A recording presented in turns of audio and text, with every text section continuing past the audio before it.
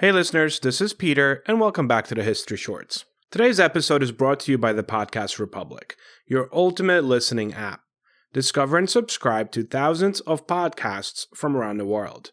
Download Podcast Republic today, available on Google Play and the Apple App Store.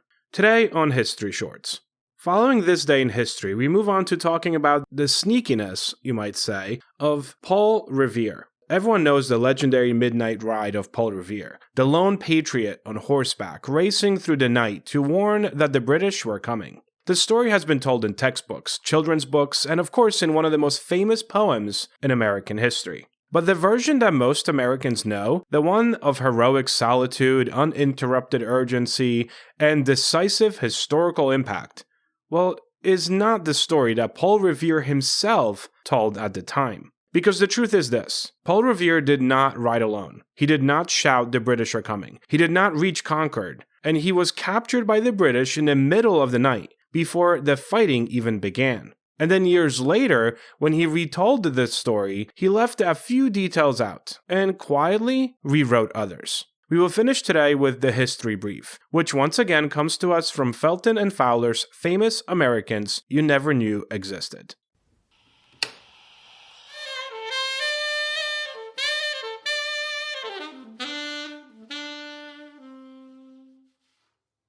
A quick word from our sponsors. This day in history. On January 3rd, 1959, Alaska became the 49th state of the United States. After decades of debate, the former territory, long home to indigenous nations, gold rush adventurers, and strategic military bases, officially joined the Union. Its statehood expanded America's landmass by 1/5. On January 3rd, 1521, Martin Luther was officially excommunicated by Pope Leo X. Luther's refusal to recant his writings ignited the Protestant Reformation, fracturing Western Christianity and setting off centuries of religious, political, and cultural change. Story of the day. By April 1775, Paul Revere was not yet a folk hero. He was a working silversmith, engraver, and a part-time courier for the Sons of Liberty. What we might now call a freelance intelligence operative. He had already worked as a messenger for the Patriot leadership during the Stamp Act crisis, the Boston Tea Party, and the covert movement of military stores into Concord. The colonial resistance was not spontaneous. It was organized, disciplined, and built on information networks, coded signals, pre-arranged couriers, and riders who knew the back roads and ferries better than any redcoat. Revere was one of many such messengers, not the only one. By mid-April, word reached Boston that British troops planned a move against colonial weapons stored in Concord and might arrest Samuel Adams and John Hancock, then staying in Lexington. Revere was given a mission, but not the one later mythologized. He was not instructed to warn the people. He was ordered to warn just two men, Adams and Hancock. Before leaving, Revere didn't wait for one if by land, two if by sea. He actually staged that himself, along with other patriots who prearranged lantern signals at the Old North Church, not as a dramatic flourish, but as a backup plan in case he was stopped. Revere was not a lone rider improvising against fate. He was part of a pre-planned alarm system. That system worked, but not quite the way that schoolbook stories later claimed. Paul Revere left Boston around 10 p.m., having crossed the Charles River by rowboat because British ships blocked the main road. He borrowed a fast horse from a patriot named John Larkin. Revere was armed, and he was not riding through silent darkness. He was moving through a landscape already on alert, where militia leaders and farmers were expecting news. And he did not shout, "The British are coming," for one very simple reason. Almost everyone in Massachusetts was British. The word British didn't mean enemy, not yet at least. The phrase that writers actually did use was, "The regulars are out," or "The King's troops are moving." Revere spoke quietly and not loudly because British patriots were everywhere. And here's another detail that vanishes from the myth. Revere's warning was not a dramatic surprise. Most of the militia already knew an expedition was likely. He was confirming what many suspected, not revealing the unexpected. Along the way, Revere was joined by another rider, William Dawes, who had taken on a different route. So from the beginning, there were two riders and not one.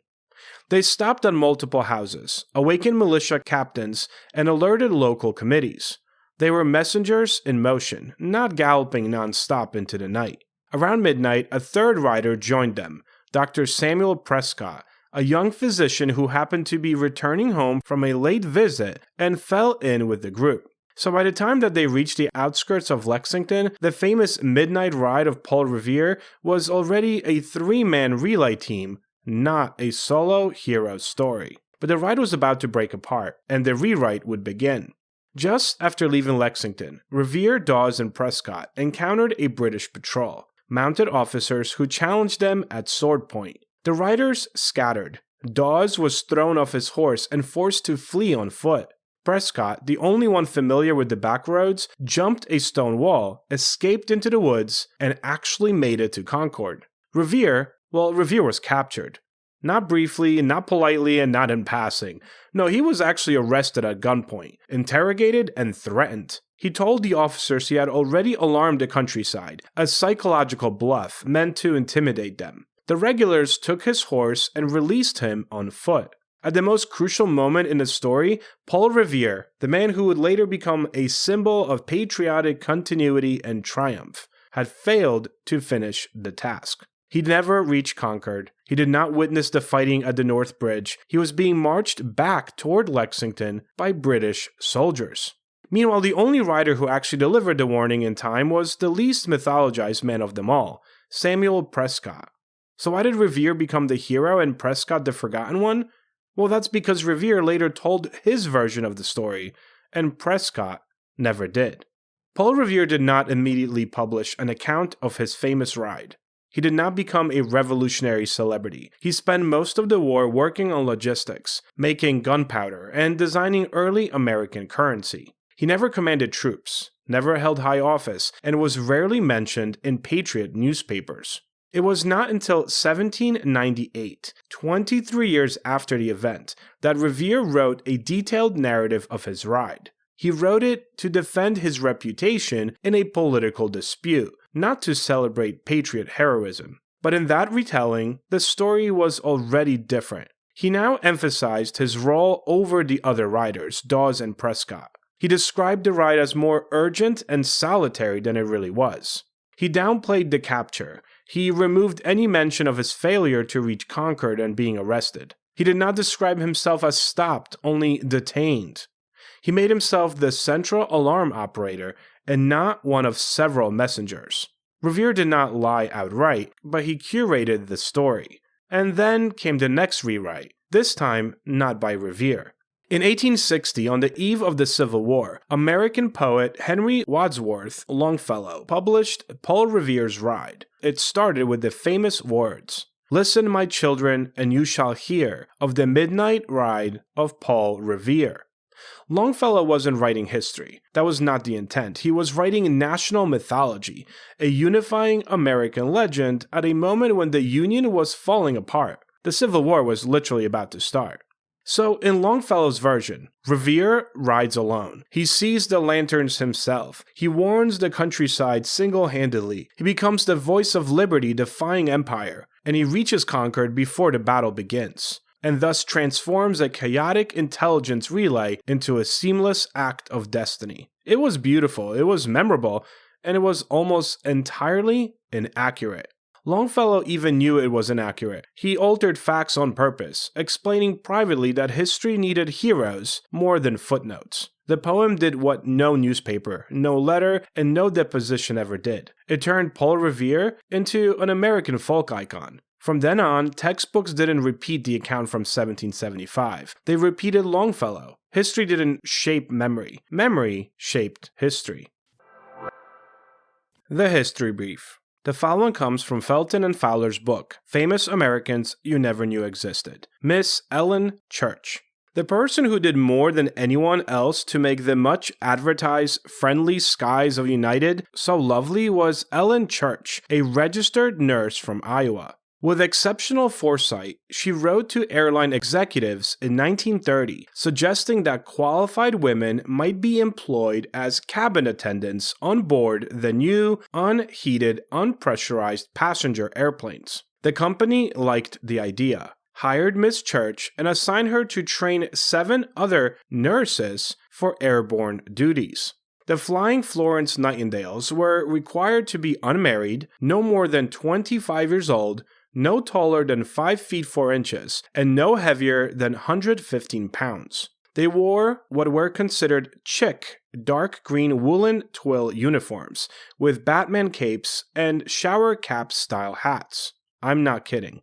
Miss Church's maiden flight on May 15, 1930, took her from the Oakland, California airport to Cheyenne, Wyoming, with 5 intermediate stops. En route, she served a prototypical airline meal consisting of fruit cocktail, unpalatable fried chicken, rolls, and coffee or tea. Most of the 11 passengers on the trip were pleased with the innovation, but not so the pilots' wives, who mounted an organized campaign to get the first stewardesses replaced by men. Thank you so much for spending some time with me again today and helping make this little show as successful as it is. If you need to email me, you could do so at peter@historyshortspodcast.com, or you can visit www.historyshortspodcast.com or look for History Shorts on Facebook, X, and Patreon. Have a great rest of your day, and I will talk to you all tomorrow.